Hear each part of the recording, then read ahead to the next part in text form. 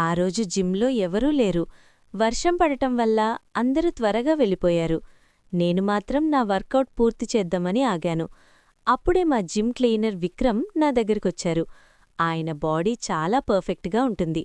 ఆయన నా కళ్ళలోకి చూస్తూ, ఇక్కడొద్దు, లోపలొక స్పెషల్ రూముంది, అక్కడికి రా, నీకదిస్తాను అన్నారు. నాకు కొంచెం భయమేసింది. సార్, ఇప్పుడేనా? రేపు చూద్దాం అనన్నాను. కాని ఆయన వినకుండా నా చేయి పట్టుకుని ఆ చిన్న గదిలోకి తీసుకెళ్లారు. లోపల ఏసీ చల్లగా ఉంది కాని నాకు మాత్రం అప్పుడే చెమటలు పట్టడం మొదలైంది. ఆయన తలుపు గడియ పెట్టారు. నువ్వా బెంచ్ మీద పడుకో, నేనొకటి తెస్తాను, అది నీకు తగిలితే ఆ కిక్కే వేరు అని పక్కనున్న ఒక అల్మారాలోంచి ఒక పొడవాటి ఇనుప వస్తువును తీశారు. అది చూడడానికి చాలా బరువుగా గట్టిగా ఉంది. సార్, అది చాలా పెద్దగా ఉంది, నేను తట్టుకోగలనా అని అడిగాను. ఆయన నవ్వుతూ, సిగ్గుపడకు, మొదట కొంచెం నొప్పిగా ఉన్నా ఆ తర్వాత నీకు చాలా సుఖంగా ఉంటుంది అని నా మీద వంగారు. ఆయన తన చేతులతో నా నడుముని, నా భుజాలని గట్టిగా అదిమి పట్టుకున్నారు. తన వేడి శ్వాస నా ముఖానికి తగులుతోంది. ఆయన ఆ వస్తువుని నా పొట్టమీద, నా ఛాతి దగ్గర పెట్టారు. నేను కిందనుంచి పైకి తోస్తాను, నువ్వు దాన్ని గట్టిగా పట్టుకో అన్నారు. నేను వణుకుతున్న చేతులతో దాన్ని పట్టుకున్నాను. వాడు తన శక్తంతా ఉపయోగించి నామీద ఒత్తిడి చేస్తున్నాడు. అబ్బా, బరువుగా ఉంది సార్, కదలలేకపోతున్నాను అని అరిచాను. ఆయన నా కళ్ళలోకి చూస్తూ, వదలకు, ఇంకాస్త ఓపిక పట్టు, అయిపోతుంది అన్నారు. ఆయన నా చొక్కాను కొంచెం సర్దుతూ నా చర్మాన్ని తడిమారారు. ఆ స్పర్శ తగలగానే నా ఒంట్లో ఒక రకమైన వణుకు మొదలైంది. ఆయన ఆ వస్తువుతో నామీద రకరకాల ప్రయోగాలు చేస్తున్నారు. నా శ్వాస వేగమైంది, నా ముఖం ఎర్రగా మారిపోయింది. అలా ఒక అరగంటసేపు ఆయన నన్ను ఆ వస్తువుతో ఏదో చేస్తూనే ఉన్నారు. నాకొక పక్క భయంగా ఉన్నా లోలోపల నా నరాలన్నీ తేలికవుతున్నట్టనిపించింది. అప్పుడే మా ఫ్రెండ్ ఒకరు తలుపు తెరిచి లోపలికొచ్చింది. లైట్ వేసి చూస్తే ఏముంది? అక్కడ ఉన్నది మరేంటో కాదు, మా ఫ్రెండ్ వెళ్ళిపోయింది. కాని విక్రమ్ సార్ మాత్రం నా పక్కనే నిలబడి ఉన్నారు. ఆయన కళ్లలో ఇంకా ఏదో పంతం కనిపిస్తోంది. అక్కడితో అయిపోలేదు, నీ బాడీలో ఇంకా చాలా స్టిఫ్నెస్ ఉంది, అది వదలాలంటే నేనింకొకటి చెయ్యాలి అని మళ్లీ తలుపు గడియతొట్టారు. నాకొక్కసారిగా నోట మాట రాలేదు. సార్, ప్లీజ్, ఇప్పటికే నా ఒళ్లంతా హూనమైపోయింది అనన్నాను.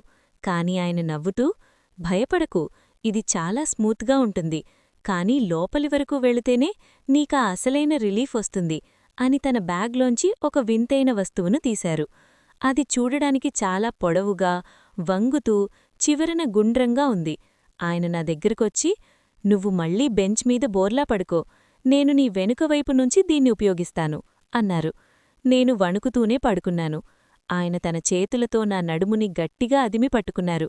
ఆయన తన శక్తంతా ఉపయోగించి ఆ వస్తువుని నా ఒంటికి దగ్గరగా తెచ్చారు. రెడీనా అని అడిగి ఒక్కసారిగా దాన్ని నా వెనుక భాగాన రుద్దడం మొదలుపెట్టారు. అబ్బా, ఏంటిది? కాలుతోని సార్, వదిలేయండి అని నేను మెలికలు తిరిగిపోతున్నాను. ఆయన మాత్రం ఆగడం లేదు. వాడు దాన్ని పట్టుకుని నా ఒంటిమీద ఎక్కడ పడితే అక్కడ గట్టిగా లాగుతున్నాడు. ఆయన నా డ్రెస్సు లోపల చేయి పెట్టి ఆ వస్తువుని నా చర్మానికి తాకిస్తున్నాడు. ఆ స్పర్శ తగలగానే నా ఒంట్లో ఒక రకమైన వేడి పుట్టినట్టనిపించింది. సార్, అది చాలా లోతుగా వెళుతోంది, భరించలేకపోతున్నాను అని ఏడ్చేశాను. ఆయన నా కళ్లలోకి చూస్తూ, కొంచెం ఓపిక పట్టు, ఇది నీ లోపలి నరాల వరకు వెళ్ళాలి, అప్పుడే నీ బాడీలో ఉన్న ఆ కొవ్వు, ఆ మంట తగ్గుతుంది అని నా మీదపడి నన్నదిమేస్తున్నారు. నా శ్వాస వేగమైంది, నా నుదిటిమీద చెమటలు పడుతున్నాయి. అలా ఒక 10 నిమిషాలు ఆ గదిలో ఆయన నన్ను తన కంట్రోల్లోకి తీసుకున్నారు. నా చర్మం ఎర్రగా మారిపోయింది. అప్పుడే జిమ్ లోపలికి సెక్యూరిటీ గార్డొచ్చాడు.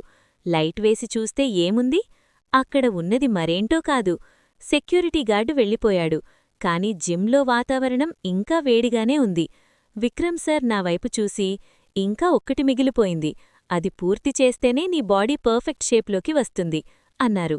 నాకు మళ్లీ చెమటలు పట్టడం మొదలైంది. సార్, ఇప్పటికే రాత్రి 10 దాటిపోయింది, రేపు చూద్దాం అనన్నాను. కాని ఆయన వినకుండా, ఇది చాలా స్పెషల్, దీన్ని లోపలికి పంపించడం కొంచెం కష్టమే, కాని ఒక్కసారది లోపలికి వెళ్ళిందంటే ఆ రిజల్ట్ వేరేలా ఉంటుంది అని ఒక పెద్ద అల్మారాలోంచి ఒక తెల్లటి పొడవైన వస్తువును తీశారు. అది చూడడానికి చాలా పొడవుగా గట్టిగా ఉంది. ఆయన దాన్ని నా వైపు చూపిస్తూ, దీనిని 2 చేతులతో గట్టిగా పట్టుకో, నేను దీన్ని కింద నుంచి పైకి తోస్తాను అన్నారు. ఆయన నా దగ్గరికొచ్చి నా వెనుక నిలబడి నన్ను లాక్కున్నారు. తన గట్టి శరీరం నా వెనుక తగులుతోంటే నా గుండె వేగంగా కొట్టుకుంటోంది. ఆయన తన చేతులతో నా నడుముని గట్టిగా అదిమి పట్టుకుని, వణుకుతున్నావేంటి, మెల్లగా పట్టుకో అని ఆ వస్తువుని నా చేతికిచ్చారు. సార్, ఇది చాలా బరువుగా ఉంది, లోపలికి వెళ్లడం లేదు అని నేను మెలికలు తిరిగిపోతున్నాను. ఆయన నవ్వుతూ, నేను సహాయం చేస్తాన్లే, కొంచెం లూబ్రికెంట్ రాద్దాం, అప్పుడది ఈజీగా లోపలికి వెళుతుంది అని తన జేబులోంచి ఒక బాటిల్ తీసి ఆ వస్తువు మీద పూశారు. ఆ స్పర్శ తగలగానే నా ఒంట్లో ఒక రకమైన వేడి పుట్టినట్టనిపించింది. ఆయన తన శక్తంతా ఉపయోగించి దాన్ని నా వైపు నెడుతున్నారు. అబ్బా, నొప్పి పెడుతోంది సార్, పట్టడం లేదు అని అరిచాను. ఆయన నా కళ్లలోకి చూస్తూ, కొంచెం ఓపిక పట్టు, ఒక్కసారది లోపలికి వెళ్లి లాక్ అయిపోతే చాలు అని నన్ను ఇంకాస్త అదిమి పట్టుకున్నారు. మేమిద్దరం ఆ చీకటి జిమ్లో ఆ వస్తువుతో చాలాసేపు కుస్తీపడ్డాం. నా డ్రెస్ అంతా ఆ జిగురుతో తడిచిపోయింది. నేను తట్టుకోలేక కళ్ళు మూసుకుని గట్టిగా కేకవేశాను. సడన్గా ఒక క్లిక్ అనే శబ్దమొచ్చింది. అప్పుడే జిమ్ లైట్లన్నీ వెలిగాయి. ఎదురుగా మా నాన్న నిలబడి ఉన్నారు. ఆయన కళ్లలో ఆశ్చర్యం. అక్కడ ఉన్నది ఏముందో చూసి ఆయన గట్టిగా నవ్వారు. ఎందుకంటే అక్కడ ఉన్నది మరేంటో కాదు, ఒక కొత్త రకమైన అడ్జస్టబుల్ పులప్ బార్. అసలు విషయమేంటంటే, మా హైట్కి తగ్గట్టుగా ఆ పులప్ బార్ని జిమ్ గోడ మధ్యలో ఫిక్స్ చేయడానికి విక్రమ్ సర్ ప్రయత్నిస్తున్నారు. ఆ రాడ్ని ఆ గోడ రంధ్రంలోకి పంపించడానికి ఆయన ఆయిల్ రాసి గట్టిగా తోస్తున్నారు. అది సరిగ్గా లోపలికి వెళ్లడం లేదని నేను పడ్డ టెన్షన్కి, ఆయన పడ్డ శ్రమకి ఆ సౌండొచ్చింది. అది ఫిక్స్ అయ్యాక మా నాన్న, వీడు నీకు కొత్త ఎక్విప్మెంట్ కూడా ఫిట్ చేస్తున్నాడా అని నవ్వారు. ఆ రాడ్ మీద వేలాడుతూ వర్కౌట్ చేస్తుంటే నా వెన్నెముక అంతా సాగి నాకు చాలా సుఖంగా అనిపించింది. ఆ రాత్రి జిమ్లో జరిగిన డబుల్ మీనింగ్ సీన్ చూసి నాకే నవ్వాగలేదు.